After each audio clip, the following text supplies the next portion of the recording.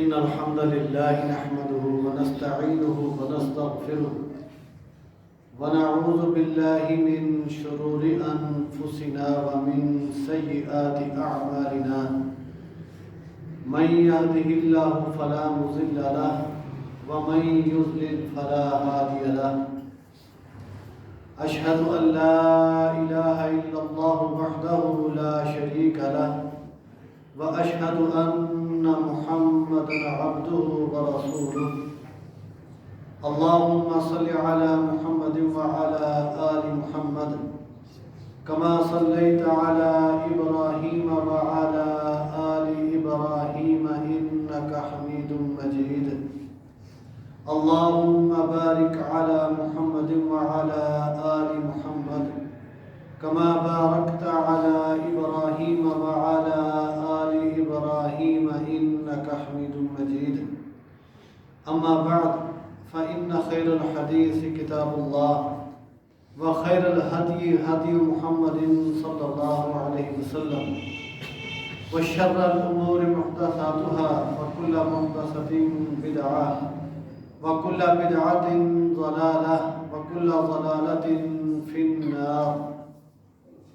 أعوذ بالله السميع العليم من الشيطان الرجيم من همزه ونفخه ونفسه.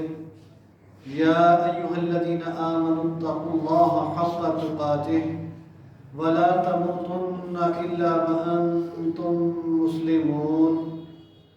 يا أيها الناس اتقوا ربكم الذي خلقكم من نفس واحدة وخلق منها زوجها وبث منهما رجالا كثيرا ونساء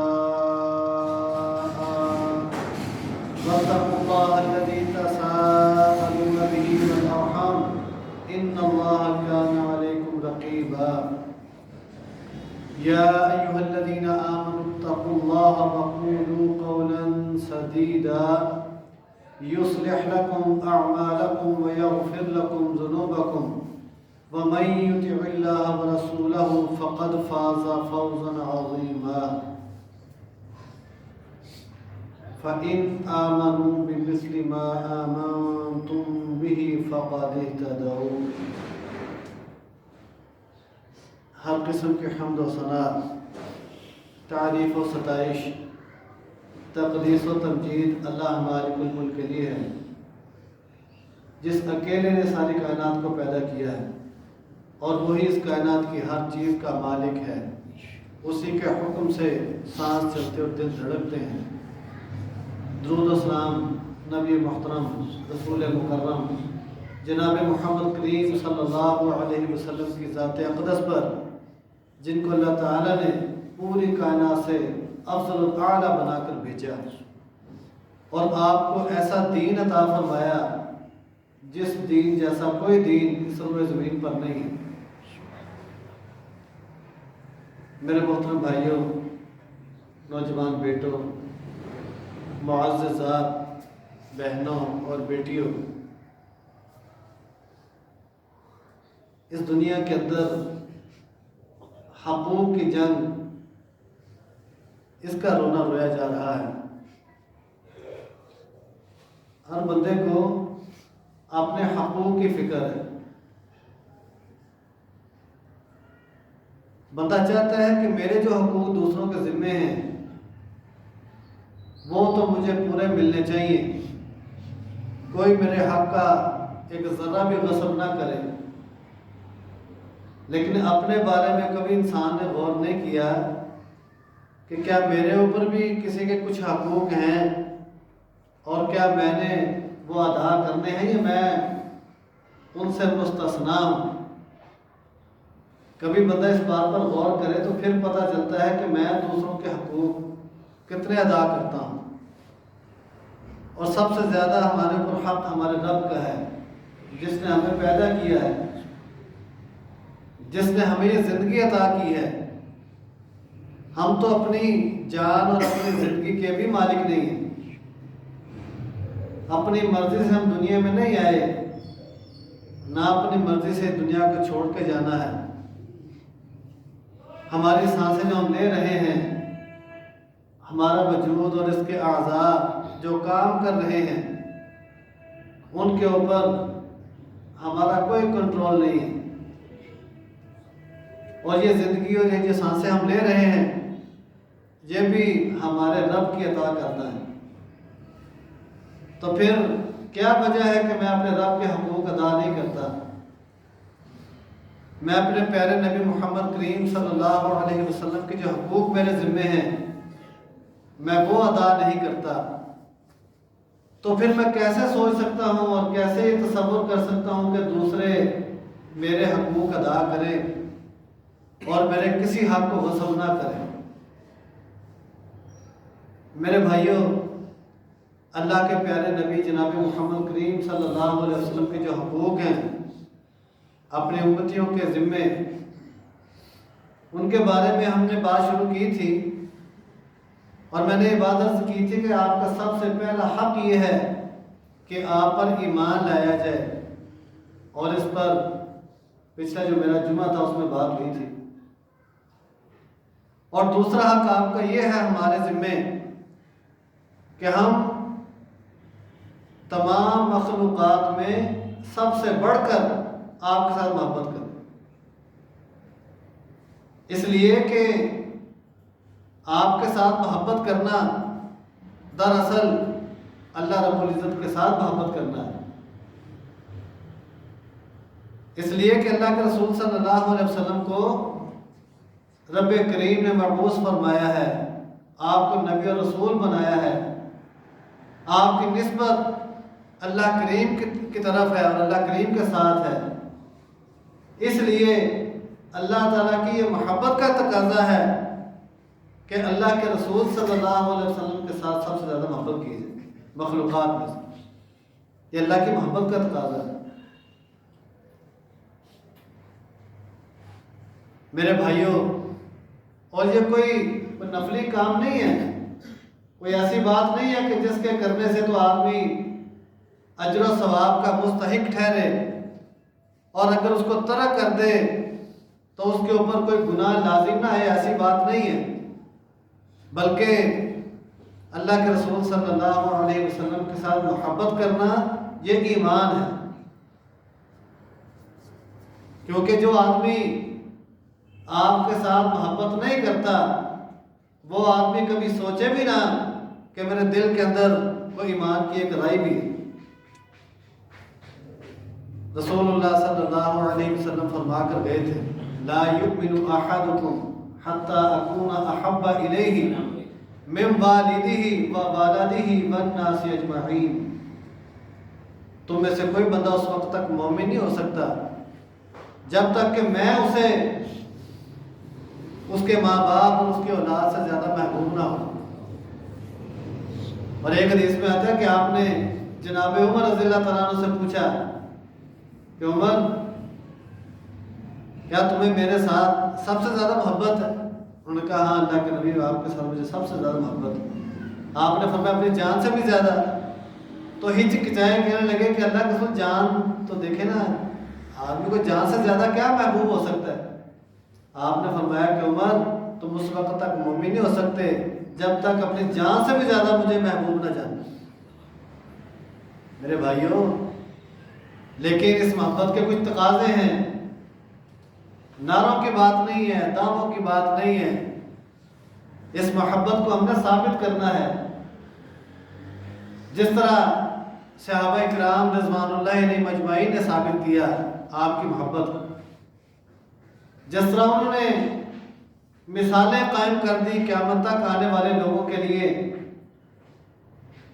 کہ اللہ کے رسول صلی اللہ علیہ وسلم سے زیادہ بڑھ کر ان کو کوئی محبوب نہیں تھی، مثالیں قائم کر دی انہوں نے۔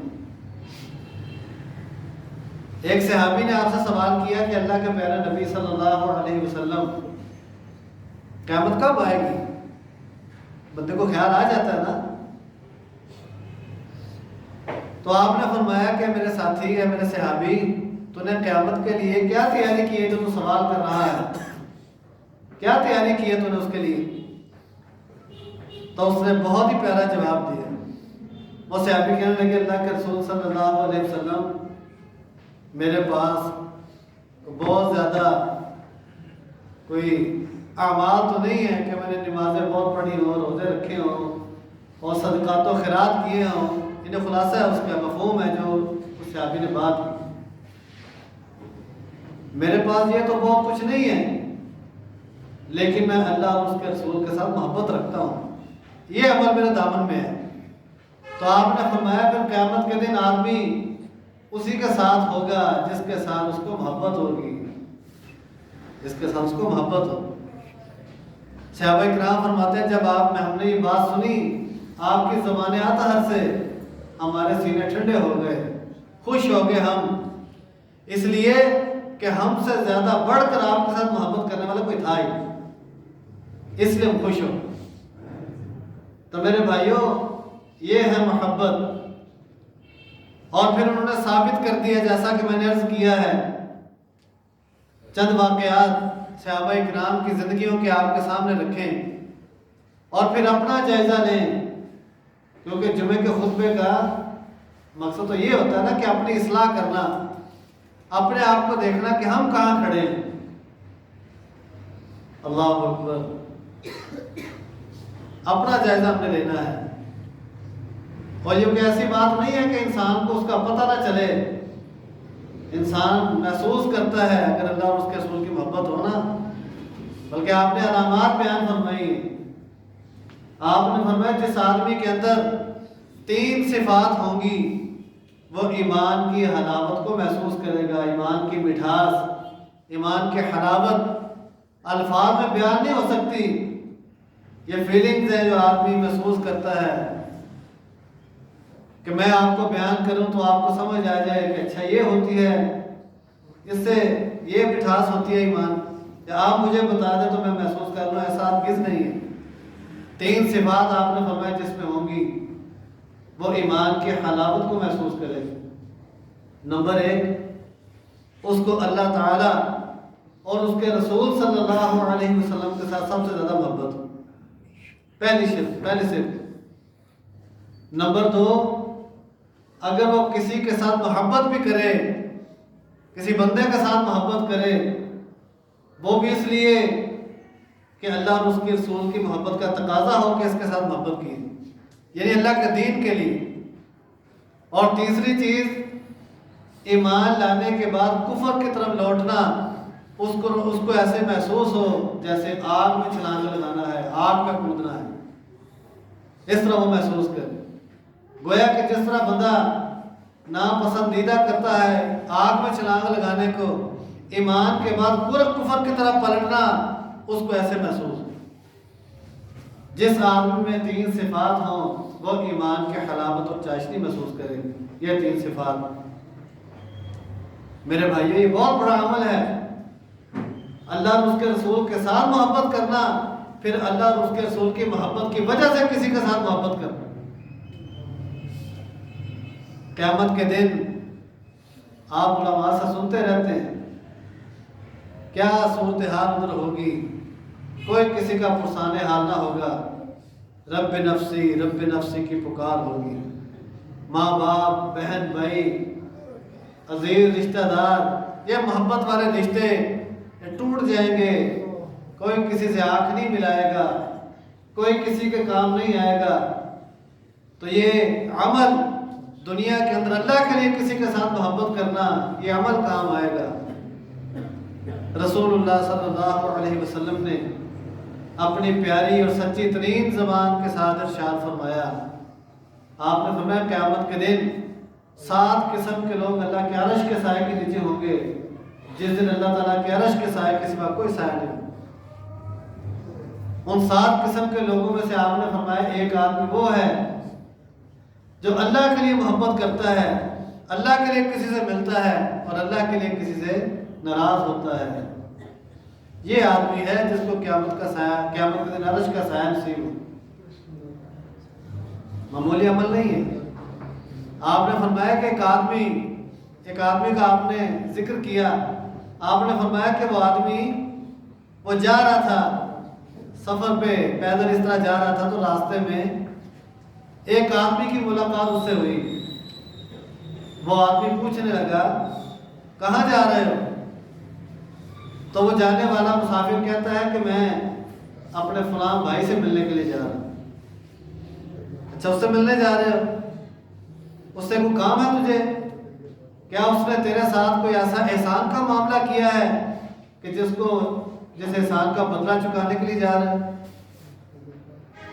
تو وہ کہتا ہے نہیں، وہ میرا بھائی، مجھے اس کے ساتھ اللہ کے لیے محبت ہے، میں اللہ کے لیے جو مجھے اس سے محبت ہے میں اس وجہ سے اس کو ملنے جا رہا ہوں، کوئی غرض نہیں ہے، کوئی رشتہ داری، کوئی ناتا، کوئی کاروباری تعلق، کوئی سیاسی ہمدردیاں، کوئی ایسی چیز نہیں ہے، کوئی مفادات کا حصول، یہ چیزیں نہیں، میں تو خالص اللہ کی رضا کے لیے اپنے بھائی کو ملنے جا رہا ہوں۔ اتنا بڑا یہ عمل ہے میرے بھائیوں، یہ ساری یہ صفات پیدا ہوتی ہیں جب اللہ کی محبت پیدا ہوتی ہے۔ اور یاد رکھیں، اللہ تعالیٰ کی محبت کے راستے میں دنیا کی یہ کوئی چیزیں حائل نہیں ہوتی۔ آج کل کتنی سردی ہے، لیکن ایک بندہ مومن کو فجر کی نماز کے لیے اٹھنا، نرم گرم بستر اس کے لیے رکاوٹ نہیں ہے، اس لیے کہ اللہ کی محبت تو اس کے دل میں جاگزی ہے، پیوست ہے۔ اللہ کی محبت تو کہیں زیادہ اونچی ہے اس چیز سے کہ جو وہ آرام اپنے بستر میں لے رہا ہے، اپنے بستر کو چھوڑتا ہے، اس کو کوئی پرواہ نہیں کہ باہر کتنی شدید سردی ہے، اپنے بستر کو چھوڑتا ہے، اللہ کے دربار میں جاتا ہے، اللہ کے گھر میں آتا ہے، وضو کرتا ہے ٹھنڈے پانی کے ساتھ، ہاتھ لگانے کو جی نہیں چاہتا پانی کو، اتنا ٹھنڈا پانی ہے۔ اور ماشاءاللہ ہماری مساجد کا انتظام تو ہے، لیکن یہ ہماری حکومتیں اور ہمارے حکمران، ان کی مہربانیوں کی وجہ سے گیس ہمارے ہاں تو آتی نہیں، آپ کو پتہ ہی ہے کہ کیا صورتحال ہے۔ تو پھر جب گیس نہیں ہوگی تو باوجود اس کے کہ ہمارے مساجد کے اندر ماشاءاللہ گیزر بھی ہیں، ساری سہولتیں بھی ہیں، لیکن پھر بھی پانی ایسا ہے کہ ہاتھ لگانے میں جی نہیں چاہتا۔ لیکن اللہ کی محبت کے آگے کوئی رکاوٹ نہیں ہے، سردی ہو، گرمی ہو، اے سی میں آدمی نیند کے مزے لے رہا ہو، لیکن اللہ کا بندہ پکارتا ہے اللہ اکبر اللہ اکبر، یہ اٹھا کے اپنے بستر کو ایک سائڈ پہ رکھتا ہے، اڑتا ہے الحمدللہ الذی احیانا بعد ما اماتنا والیہ النشور، دعا پڑھ کے اٹھتا ہے اور اپنے رب کے گھر کی طرف چل پڑتا ہے۔ یہ محبت ہے اللہ کے ساتھ، اللہ کے رسول کے ساتھ یہ محبت ہے۔ تو میرے بھائیوں ذرا اپنا جائزہ لیں کہ ہم کہاں کھڑے ہیں۔ اور جیسا کہ میں نے عرض کیا، صحابہ کرام کی محبت، نبی کریم صلی اللہ علیہ وسلم نے جب دین کی دعوت دینا شروع کی، اللہ کے دین کی دعوت دی لوگوں کو، قل ھذہ سبیلی ادعو الی اللہ بصیرۃ انا ومن اتبعنی وسبحان اللہ وما انا من المشرکین۔ اے پیغمبر کریم صلی اللہ علیہ وسلم، آپ اپنی امت کے لوگوں کو کہہ دیں کہ یہ میرا راستہ ہے کہ میں اللہ کی طرف بلاتا ہوں، بصیرت کے ساتھ، سوچ بچار کے ساتھ، یہ نہیں کہ صبح میرا موقف کچھ ہے، شام کو کچھ ہے، سال بعد کچھ ہے، 10 سال کے بعد کچھ ہے، نہیں۔ آپ کی دعوت پہلے دن آپ نے جو دعوت دی، 23 سال کے بعد جب آپ دنیا سے رخصت ہو رہے تھے تو آپ اسی موقف پہ قائم تھے، ایک اللہ کی عبادت کرو، اللہ کے سوا کوئی عبادت کے لائق نہیں ہے، تمہارا حاجت روا، مشکل کشا، بگڑی بنانے والا، اولاد عطا کرنے والا، عزت ذلت کا مالک، موت و حیات کا اختیار رکھنے والا، قانون ساز، قانون بنانے والا کہ جس کے مقابلے میں کوئی قانون بنانے والا نہیں ہے، حاکمیت کے لائق کہ یہ زمین اس کی ہے، اس زمین کے اوپر اس کا نظام ہونا چاہیے۔ جتنے نظام مالک کے نظام کے مقابلے میں کھڑے ہیں سب طاغوتی ہیں، سب باطل ہیں، ہم پاؤں کے ٹھوک پہ، پاؤں کی نوک پر رکھتے ہیں ان نظاموں کو جو ہمارے رب کے نظام کے مخالف ہیں۔ میرے بھائیوں، غور کرنے کے بعد پہلے دن آپ نے جو دعوت پیش کی، آپ دنیا سے رخصت ہو رہے ہیں تو وہی آپ کا موقف، ایک دن بھی لچک نہیں آئی اس موقف میں، اس دعوت میں، اس فکر میں جو اللہ کے پیارے نبی لے کر آئے تھے صلی اللہ علیہ وسلم۔ یہ راستہ ہے نبیوں کا، اللہ کی طرف بلانا۔ ابو بکر صدیق رضی اللہ تعالیٰ عنہ پہلے ہی دن مسلمان ہوئے، پھر آپ کے دستے راست بنے اور آپ کی دعوت سے تاجر صحابہ کرام انہوں نے اسلام قبول کیا۔ جناب عثمان رضی اللہ تعالیٰ عنہ، عبد الرحمن بن عوف رضی اللہ تعالیٰ عنہ، ان جیسے تاجر جو تھے وہ جناب ابو بکر صدیق رضی اللہ تعالیٰ عنہ کی دعوت سے انہوں نے اسلام قبول کی۔ اللہ کے دین کی دعوت دینے کی وجہ سے اس پاداش میں جناب ابو بکر صدیق رضی اللہ تعالیٰ عنہ کو لوگوں نے اتنا مارا، بے ہوش ہو گئے، اور جناب بچنے کی امید نہیں تھی، بے ہوش ہو گئے، گھر میں پڑے ہیں، اٹھا کے لے کے گھر والے بے ہوش ہیں۔ آپ کے قبیلے کے لوگ آپ کے پاس کھڑے ہیں، شدید غم و غصہ کے اندر مبتلا ہیں، اور کہتے ہیں کہ اگر ابو بکر کو کچھ ہو گیا رضی اللہ تعالیٰ عنہ تو جنہوں نے آپ کے ساتھ یہ سلوک کیا ہے ہم قطعاً ان کو معاف نہیں کریں گے، ہم ان کو قتل کر دیں گے۔ یہ ابو بکر کے قبیلے کے لوگ تھے، قبائلی حمیت، حالانکہ وہ مسلمان نہیں تھے، لیکن قبائلی حمیت، ایک خاندانی جو تعلق ہوتا ہے اس بنا پر آج بھی آپ دیکھ لیں ایک خاندانی اور رشتے کی جو حمیت ہے آج بھی لوگوں میں موجود ہے۔ اللہ نہ کرے کسی کا بھائی، کسی کا بیٹا نشہ کرتا ہو نا، خود چاہے وہ روزانہ اس کو مارے اپنے بیٹے کو، بھائی کو، تم یہ کیوں کام کرتے ہو، لیکن اگر کوئی اور اس کے ساتھ کوئی برا سلوک کرے یہ برداشت نہیں ہوتا بندے سے۔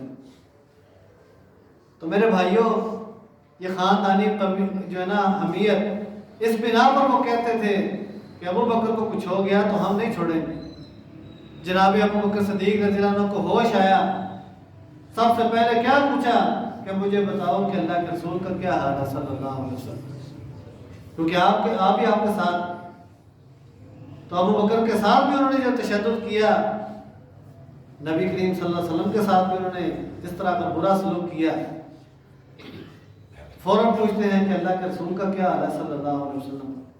اب جو اس وقت تک مسلمان نہیں ہوئے تھے وہ کہنے لگے ابو بکر تجھے کیا ہو گیا ہے، تجھے اپنی جان کی فکر نہیں ہے کہ تو موت کے منہ سے تو واپس آ رہا ہے، اور پھر وہی کام آنکھ کھولتے تو پوچھتا ہے کہ محمد کا کیا حال ہے صلی اللہ علیہ وسلم۔ یہ محبت تھی ان کی جو اللہ کے رسول کے ساتھ صلی اللہ علیہ وسلم۔ ایک صحابیہ غزوہ احد کے اندر، جبکہ مسلمانوں کے ہر گھر کے اندر میت تھی، 70 صحابہ شہید ہو گئے تھے اللہ کے راستے میں، ہر گھر کے اندر میتیں آ رہی تھی۔ ایک خاتون، حالانکہ خواتین کتنی کمزور ہوتی ہیں، یعنی فطری طور پر عورت بہت کمزور ہوتی مرد کے مقابلے میں، اس عورت کا بھائی فوت شہید ہو گیا، بیٹا شہید ہو گیا، باپ شہید ہو گیا، بتایا کہ تیرا باپ شہید ہو گیا ہے، تیرا بھائی شہید ہو گیا ہے، تیرا بیٹا شہید ہو گیا۔ وہ کہتی ہے مجھے اللہ کے رسول کے بارے میں بتاؤ صلی اللہ علیہ وسلم کہ آپ کا کیا حال ہے، آپ کا کیا حال ہے۔ یہ محبت ہے ان کو سچی۔ ہماری طرح انہوں نے یہ نہیں کہا کہ دیکھو کہ محمد کے پیچھے چل کے تم نے کیا حاصل کر لیا، چھوڑا یہ سارا کچھ، اپنے کام پہ توجہ دو، ہر وقت تم انہی کی مجلس میں بیٹھے رہتے ہو۔ ہمارے یہاں بھی یہ ہوتا ہے، نوجوان بچے دین کی طرف آ جائیں نا تو گھر والے ہر وقت ڈانٹ ڈپٹ، ذرا سی غلطی بندے سے ہو جاتی ہے نا پھر فوراً ہٹ کرتے ہیں، مسجد میں بیٹھا رہتا ہے، مولویوں کے پاس جاتا ہے، اور جام کے پاس، اور یہ کر، اور یہ کر، یعنی غلطی بندے سے ہو جاتی ہے، دوسروں سے بھی ہو جاتی ہے جو دین سے دور ہیں، لیکن ایسا بچہ، ایسا نوجوان، اس کو پھر تانے سننے کو ملتے ہیں دین کے۔ میرے بھائیوں ذرا اپنے طرز عمل پہ غور کریں، ہمارا کیا سلوک ہے اپنے دین کے ساتھ، اور جس طرح صحابہ کرام کو اللہ نے عزتیں دی تھی، آج ہماری ذلت دیکھ لیں۔ اور بالکل واضح طور پر یہ پیغام ہمیں مل رہا ہے، مل چکا ہے کہ جب تک تم اپنے دل کے اندر اللہ اور اس کے رسول کی سچی محبت پیدا نہیں کرو گے اور دین اسلام کی طرف لوٹ کر نہیں آؤ گے، کبھی تم عزت دنیا میں نہیں پا سکتے۔ یہ صحابہ کرام رضوان اللہ علیہم اجمعین جنہوں نے اللہ اور اس کے رسول کی محبت میں گھر بار چھوڑ دیے، علاقے چھوڑ دیے، بیوی بچے چھوڑ دیے، سب کچھ چھوڑ کے، حتیٰ کہ اپنے لباس تک چھوڑ دیے. ایسے صحابہ بھی ہیں کہ جن کے لباس تک اتروا لیے گئے اور وہ پرانے سے ٹاٹ اور پرانے کپڑے اپنے صدر کو چھپا کر اللہ کے رسول کی خدمت میں حاضر ہو گئے. آپ نے فرمایا کہ تیرے ساتھ کیا ہوا اے میرے ساتھی؟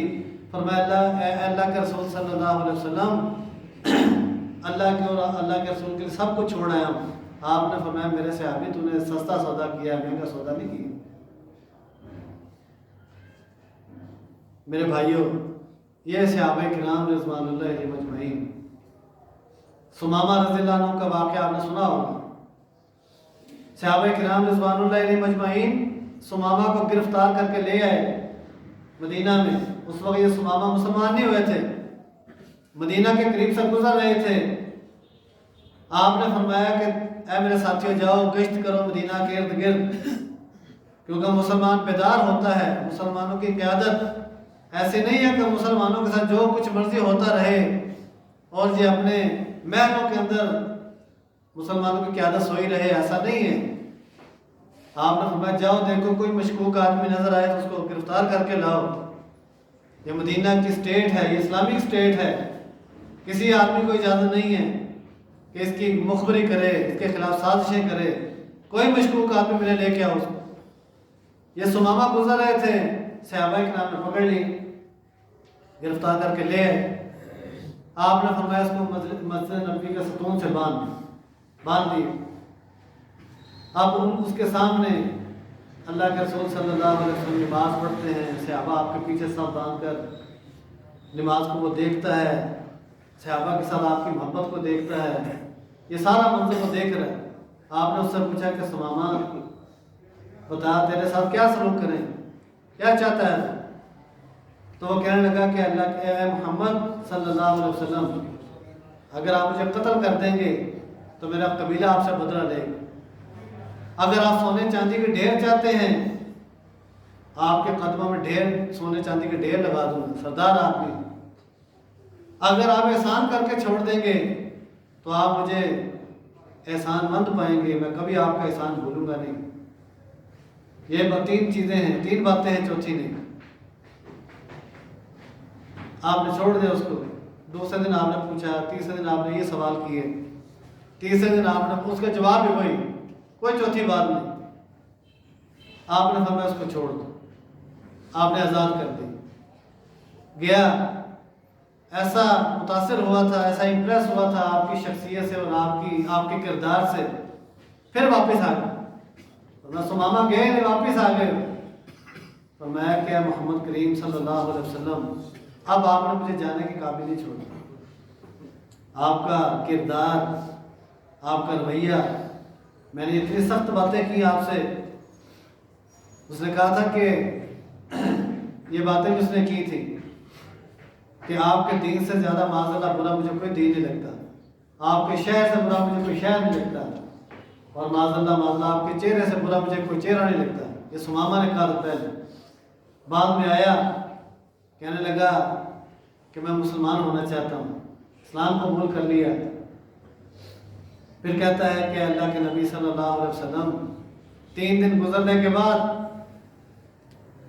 آپ کے چہرے سے زیادہ خوبصورت مجھے چہرہ کسی کا نہیں لگا، آپ کے دین سے پیارا مجھے کوئی دین نہیں لگا، اور آپ کے شہر سے پیارا مجھے کوئی شہر نہیں لگا. کردار دیکھا تھا، کردار. یہ 3 دن رہ کے چند گھڑیوں کا مسلمان آگے کیا پوچھتا ہے؟ اے اللہ کے نبی صلی اللہ علیہ وسلم، میں عمرہ کرنے کے لیے جا رہا تھا، اگر آپ کے دین کے اندر عمرہ کرنا ہے تو میں عمرہ کرنے جاتا ہوں، ورنہ میں یہاں سے واپس پلٹ جاتا ہوں. اندازہ کریں. اس نے کہا مجھے عمرہ کرنا بھی گوارا نہیں ہے اگر آپ کے دین میں عمرہ کرنا نہیں ہے. یہ وہ لوگ تھے. سہیل بن عمر جو صلح حدیبیہ کے لیے آپ سے صلح کرنے کے لیے آیا تھا، قریش والوں کی طرف سے جب آپ نے صلح کی شرائط طے ہو گئی اور تحریر کا معاملہ آیا، شرطیں لکھنے کا معاملہ آیا، تو آپ نے فرمایا علی رضی اللہ عنہ سے کہ علی لکھو کہ یہ معاہدہ ہے سہیل بن عمر اور محمد رسول اللہ صلی اللہ علیہ وسلم کے ساتھ، یعنی یہ دو شخصیات کا معاہدہ ہے۔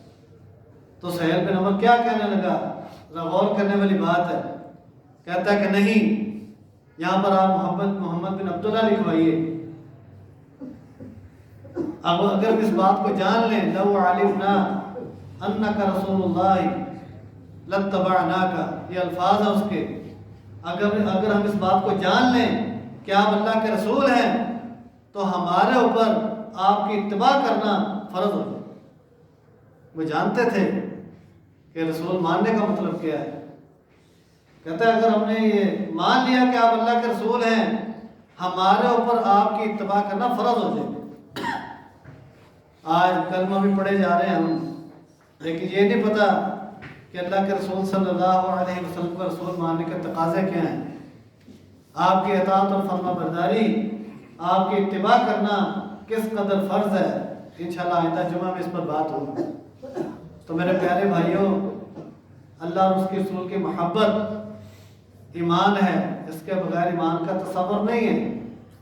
اور محبت یہ ہے کہ ہم اپنے آپ کو اللہ اور اس کے رسول کے سپرد کر دیں۔ ایک غلام خریدا حسن بصری رحمہ اللہ نے۔ حسن بصری تابعی ہیں، بہت سارے آدمی ہیں۔ نبی کریم صلی اللہ علیہ وسلم کی ایک زوجہ محترمہ کا انہوں نے دودھ پیا ہے، حسن بصری۔ انہوں نے غلام خریدا، کہا کہ کیا نام ہے تیرا؟ وہ کہتا غلام کا کوئی نام نہیں ہوتا، آپ جس نام سے پکاریں گے میں لبیک کہوں۔ کبھی عجیب آدمی، اچھا تم کھانا کیا پسند کرو گے؟ تو وہ کہنے لگا کہ غلام کی کوئی فرمائش نہیں ہوتی، جو آپ دیں گے کھا لوں گا۔ رونے لگے حسن بصری کہ تو نے مجھے زندگی کا مقصد بتا دیا ہے کہ جس رب نے ہمیں پیدا کیا ہے اور ہم اس کے غلام ہیں، اس کے بندے ہیں، ہم کیسے اپنی مرضی کر سکتے ہیں؟ جو مالک کہے گا گردن جھکا کر ہم نے بس چلنا ہے، جہاں مالک چلائے گا چلیں گے، جہاں بٹھائے گا بیٹھیں گے۔ وہ یہی زندگی ہے، یہی اسلام ہے میرے بھائی، کہ اللہ اور اس کے رسول کے ہاتھ میں ہماری مہار ہے، جدھر چلائیں گے چلیں گے۔ وہ یہی دین ہے میرے بھائیوں۔ اللہ رب العزت سے دعا ہے کہ اللہ تعالیٰ ہمارے دلوں کے اندر اپنے پیارے نبی کی، صحابہ کرام کی رضوان اللہ علیہ مجمعین اور تمام اہل ایمان کی محبت پیدا کر دے۔ اللہ تعالیٰ ہمیں دین اسلام پہ زندہ رکھے، ایمان پہ موت دے، اس حال میں کہ اللہ ہم سے راضی ہو اور ہم اس سے راضی۔ وما علیہ